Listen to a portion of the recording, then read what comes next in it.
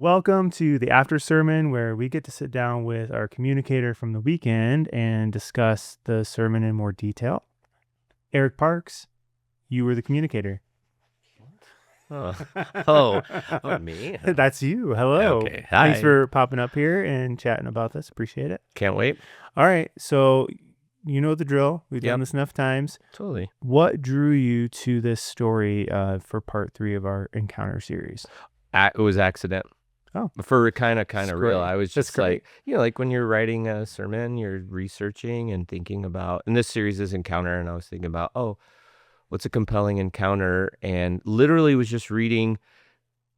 Truthfully, I had listened to a message through the Gospel of John, so I'm real fascinated with, spoiler alert, doing a big series next year through the Gospel of John. Ooh, okay. It'd be cool to do 13 weeks or more through John to You Easter. heard it here first, everyone. But I ran across the story in John chapter 9, and so I was just sort of looking at it, and then, like, as sometimes it does, I had like this epiphany, lightning strike of what was happening in the connection between John chapter 8 and John chapter 9, that they're not two separate stories, it's not two separate things. It's like it is continuation of what happened in the temple. Jesus is like making these claims, says he's light of the world. They want to kill him because he said lots of other things that really like fired him up, all the religious leaders. And so he walks out and goes, okay, well, then I'll just show you. I'm just going to show you. I'm going to show you that what I just told you in John chapter 8. So John chapter 9 is almost like you have the proof text in 8, and 9 is he proves it out in real time. So really quick, just give us a brief the story snapshot of the story.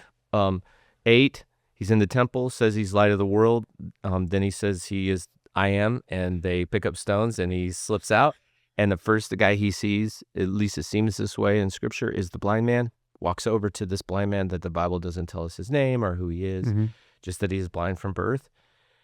And then he goes through a series of steps that the blind man has to do in order to receive his healing. This is the one where he spits in the mud, puts it on his eyes, tell him to walk to the pool. All of that really captured my attention. Yeah. I'm like, wow, this isn't on accident. Right. The mud in his eyes can't be on accident. The walk can't be on accident. What is Jesus doing? So something that kind of struck me as you were teaching was this idea of like suffering, and you reframed it as a place where God is working. Totally. How can we take that concept and like apply it to our stories as we're walking through them? I think this is the great choice. I mean, I can only tell you personally. I mean, no, trust me, I'm not looking to suffer. Like, wait, isn't that what everyone wants? Everybody's like, can I have some suffering, please? Yeah. I'm not looking for wilderness or suffering, but I've had so many conversations as a pastor, and I've lived this personally.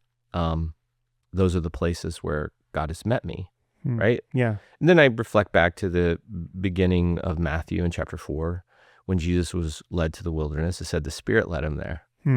Now, the enemy spoke to him in the wilderness and tempted him, but it's the Spirit that brought him there. So there is this theology, and I go back to the ancient world. There was a theology that suffering was attached to sin. That's why in verse 2 of John chapter 9, the disciples say, well, who sinned? Was it his parents or him? Like, who screwed this guy up? Like, why is he blind from birth? He's blind from birth. Right. So they're like, why is he this way?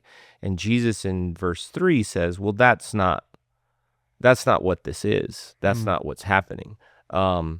And I think we still do that today, right? Like when, and part of the reason is because we are taught a very specific narrative about a way to live that's primarily built on the idea of comfort.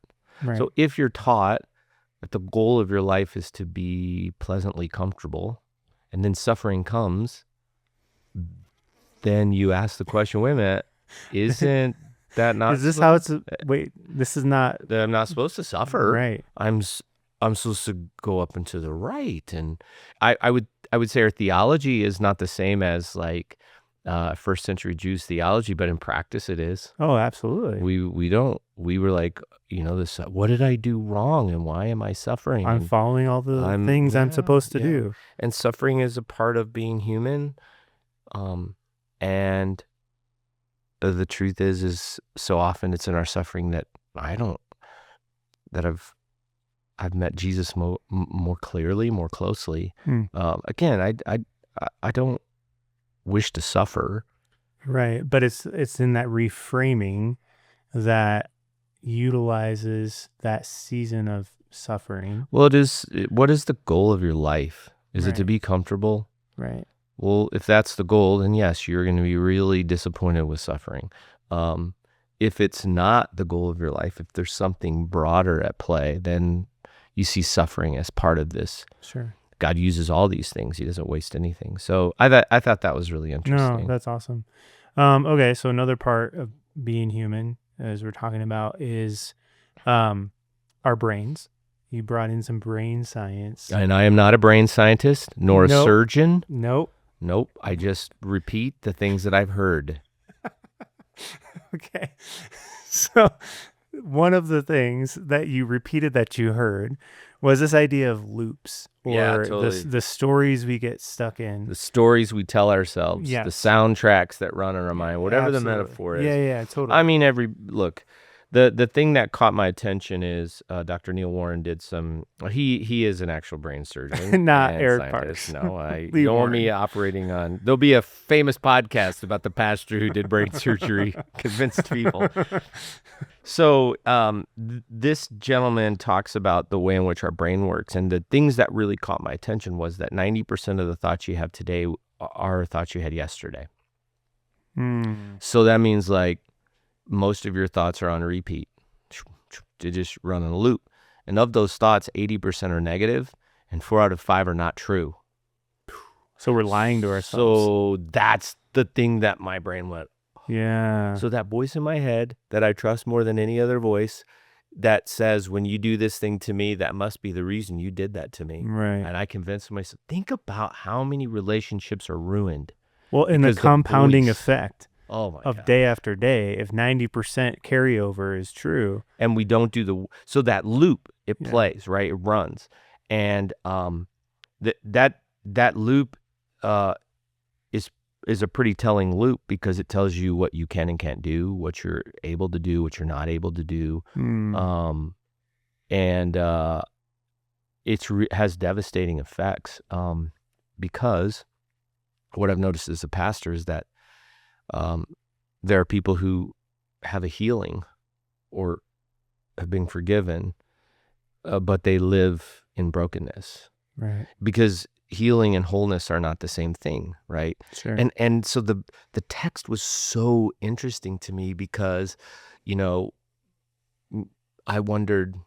did wonder, I'm like, why would Jesus set this man first on a new course? And I'm like, I don't know, maybe to tell him a new story, a new loop. Because if you think about it, first century, sitting on a mat, he believed he was cursed, like everybody else thought he was cursed. That's all. context. This is only Yeah. context. He believed he couldn't do anything other but sit on the mat, because that's what he would. There was no jobs. It's like there's no programs for him. Right. And so when Jesus says, okay, get up and walk a mile to this pool with mud stuck on your face. Yes. The ultimate response is, yeah, no. Like what? What? How? I can't. I'm blind. He may not know that it's mud that's on his eyes, but he can feel he's done something to him. Yeah. Is this a joke? Like, Right. what is he doing? And I actually I wonder if Jesus was doing him some sort of beautiful favor towards wholeness, that he started with the loop instead of getting the healing first. The loop was the first thing. He addressed the thinking first. He said, here's what I want you to go. That's so interesting. Go. And then he walked it out. And as part of the walk, Jesus did the healing. There's no doubt. The Right. dude didn't heal himself. No. But if he bails halfway through the walk, Oh my gosh. doesn't Just get the imagine that internal dialogue between where Jesus puts the mud on his eyes I mean, and the pool. I say this half joking, but what if he just says, I think I'm going to go get a sandwich? Yeah. I mean, for real, it's like, this is ludicrous. Yeah. He had no theology for healing. Right. So it's like the amount of trust the man had to walk through is fascinating. But it got me thinking about this. I think too often we trust this voice in our brain that sounds like us, that's running on repeat, and it runs everything. And this is why the phrase that if Jesus was right about all these things, Yeah. then we must rearrange. That means like new loops. Like if what played through my mind more often were the words of Jesus, the parables that he told, the things that he thought, how he thinks of me, if I've structured and modeled my life on these things, Yeah. what would happen? Well, I suspect I would live more in wholeness. More wholeness would be available to me. And there's a whole bunch, like go listen to the message because we talk a little bit about trauma and trauma response. And, again, I would point you to go look up Dr. Warren. He's done a lot of podcasts and he's absolutely brilliant.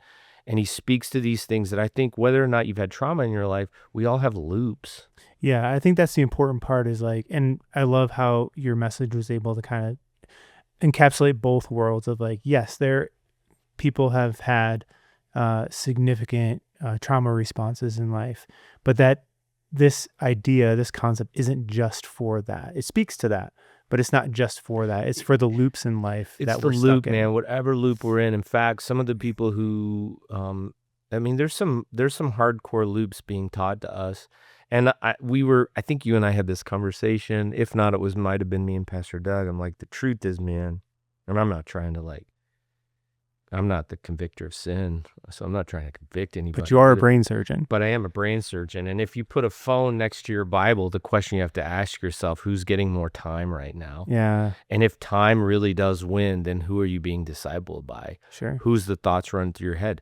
Some guy, some dude that posts on Instagram, something on a social media feed. And I'm like, fine, if you want to do those things, just be aware, the loops are also being reinforced. Whatever we give attention to will reinforce. Whatever we deny attention to will disintegrate. All right, so here's the deal. We're out of time, but you've probably got a little bit more to spare. So head over to YouTube, check out the message that this whole conversation was based on. It's also available on our podcast, wherever you get your podcasts. That's where you'll find it. Thanks for joining us.